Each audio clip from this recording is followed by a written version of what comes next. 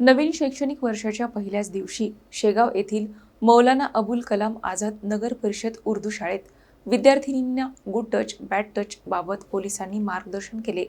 बालसुरक्षेचा महत्त्वपूर्ण संदेश यावेळी देण्यात आला. विदर्भातील शाळा नव्या शैक्षणिक वर्षासाठी सुरू होताच शेगाव येथील मौलाना अबुल कलाम आझाद नगर परिषद उर्दू प्राथमिक व उच्च प्राथमिक शाळेत विद्यार्थ्यांचे उत्साहात स्वागत करण्यात आले.